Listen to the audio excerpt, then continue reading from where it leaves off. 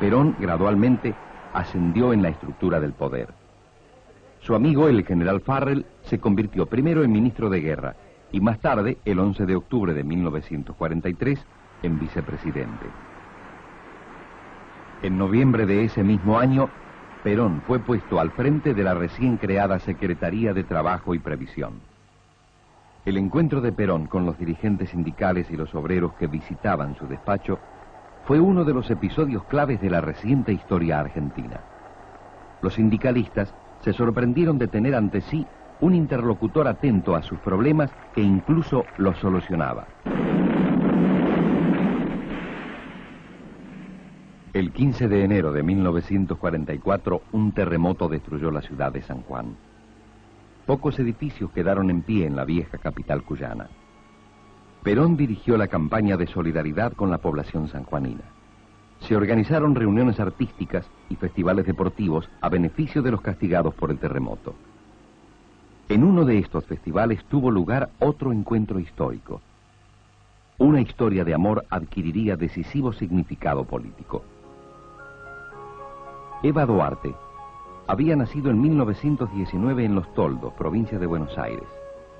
Cuando conoció a Perón, no había cumplido aún los 25 años. Ya tenía cierta fama como actriz radiofónica.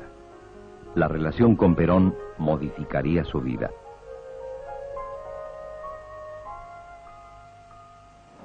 En los campos de batalla ya se presentía la derrota del nazismo. Frente a la presión de los Estados Unidos, la posición neutralista de la Argentina se hizo insostenible. Sin demasiado entusiasmo, el 26 de enero de 1944, el gobierno militar rompió relaciones con los países del eje. La medida no consiguió reforzar la autoridad del presidente Ramírez, quien se debatía entre los amigos y los adversarios del cada vez más influyente Perón. Por fin, Ramírez renunció por fatiga el 9 de marzo. Y lo sucedió como presidente el general Farrell. Perón, en poco tiempo más, reuniría los cargos de vicepresidente, ministro de Guerra y secretario de Trabajo y Previsión. Su poder no podía ser mayor.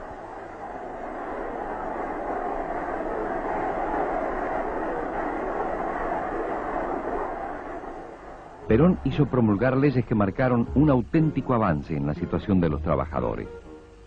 La jubilación se extendió a todos ellos. Se pusieron en marcha programas de seguridad social, viviendas y salud. Finalmente, al aprobar el Estatuto del Peón de Campo, Perón asestó un duro golpe a la organización tradicional del trabajo rural, discrecionalmente manejada por estancieros y terratenientes. La guerra mundial, en otros escenarios, enfilaba sus últimos tramos. No quedaba ya lugar para las actitudes ambiguas.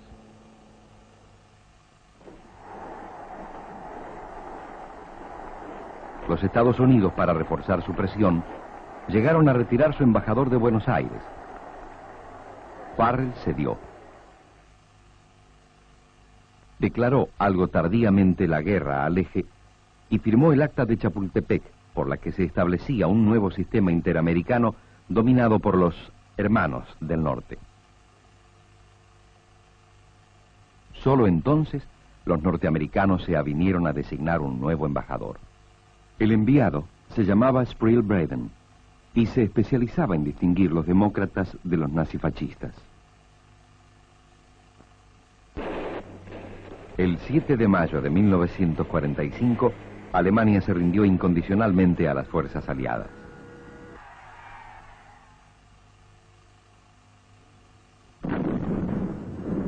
En Buenos Aires hubo expresiones de alegría. Farrell consintió que los partidos políticos que habían sido disueltos volvieran a actuar. Hasta el gobierno admitió que habría elecciones. Los dirigentes partidarios acusaron a Perón de estar promoviendo desde el poder su propia candidatura.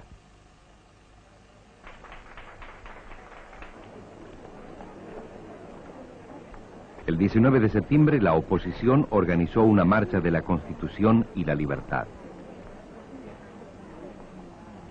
Los manifestantes desfilaron encabezados por sus líderes políticos y, aunque parezca mentira, por el embajador norteamericano Braven.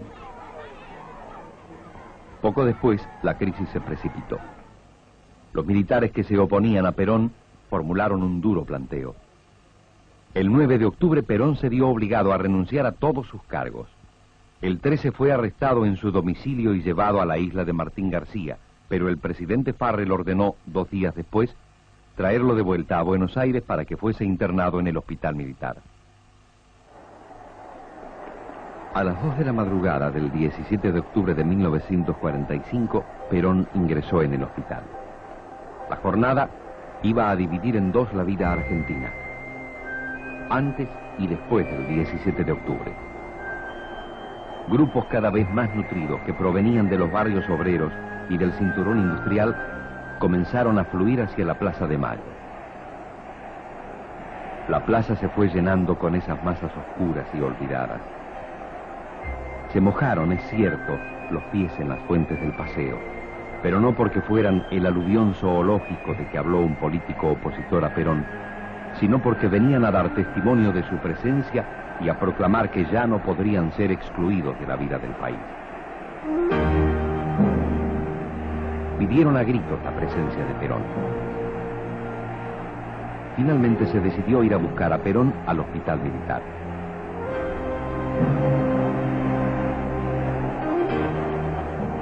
Cuando poco antes de la medianoche Perón apareció en los balcones de la Casa Rosada y fue aclamado por la muchedumbre, sus adversarios comprendieron que habían perdido la partida. Ahora que las cartas estaban sobre la mesa, los partidos opositores decidieron organizar lo que se llamó Unión Democrática para enfrentar a Perón en los comicios. No permitamos que el pueblo argentino se envilezca tolerando en silencio una dictadura. Antes que una agitación electoral y más que un esfuerzo con mira exclusiva al proceso comicial, los socialistas actuamos en la Unión como en una histórica cruzada de la libertad y la dignidad argentinas, amenazada por la dictadura que humilla a la patria ante propios y extraños. Se ha nazificado al país. A la fuerza material imperante debemos oponer una gran fuerza moral y política. Votando por esa fórmula, el pueblo derrotará al eje nazi-fascista en la República Argentina. Allí estuvieron radicales y comunistas, socialistas y demócratas progresistas. Los radicales irigoyenistas no recibieron con entusiasmo la idea de oponerse a otra corriente popular. Finalmente, la Unión Democrática designó como candidatos a 2 radicales alvearistas, José P. Tamborini y Enrique M. Mosca. Perón se lanzó a la campaña electoral por todo el país.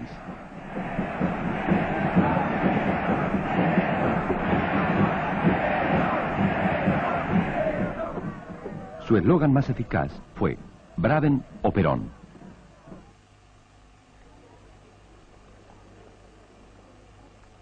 Por primera vez después de muchos años, la Argentina votó limpia y democráticamente el 24 de febrero de 1946. Perón triunfó con 1,5 millones de votos contra un poco más de 1.200.000 de la Unión Democrática.